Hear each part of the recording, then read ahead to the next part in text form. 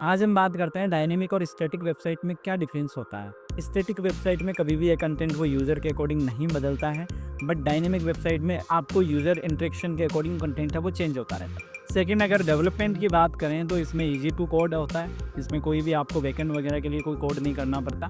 But अगर मैं बात करूँ कि डायनेमिक वेबसाइट, तो वहाँ पर आपको कॉम्प्लेक्स डेवलपमेंट से गुजरना पड़ता है। वो एक प्रॉपर प्रोसेस के आधार पे आपको करना पड़ता है। उसके लिए बैकएंड और आपको एडमिन पैनल अलग से काम करना पड़ेगा उसमें। थर्ड, अगर अपन बात करें डेटाबेस की, तो स्टैटिक वेबसाइट के लिए कोई डेटाबेस की आवश्यकता नहीं होती, पर डायनेमिक वेबसाइट के लिए आप डेटाबेस यूज़ होता ही होता है उसके अंदर। तो आप माइस्क्वेल या मोंगोडीबी दोनों यूज़ कर सकते हैं, उसमें कोई इशू नहीं है। नेक्स्ट पॉइंट ये आता है कि सबसे ज़्यादा बेस किसके लिए है, कौन से स्पेसिफिकेशंस के लिए अपन फ्रंट एंड या आप स्टैटिक वेबसाइट बना सकते हैं या डायनेमिक वेबसाइट बना सकते हैं। तो मेजरली अगर देखा जाए तो पोर्टफोलियो या कोई इन्फॉर्मेटिव वेबसाइट आपके पास में या आप किसी ब्रांड की अवेयरनेस क्रिएट करने के लिए केवल बना रखी है, तो आप स्टैटिक वेबसाइट पे जा सकते हैं।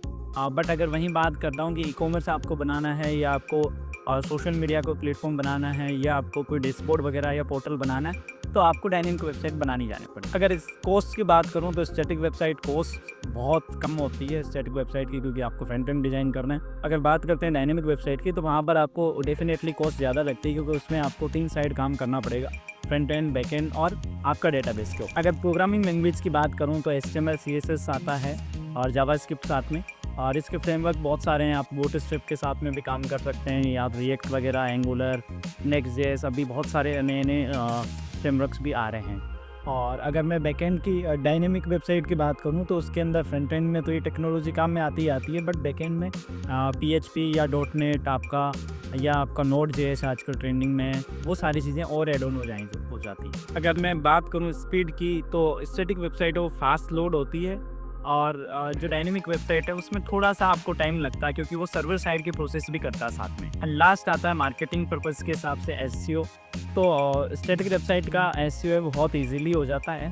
उसमें आपको, क्योंकि एक स्पीड का SEO के अंदर बहुत ज़्यादा इम्पैक्ट होता है।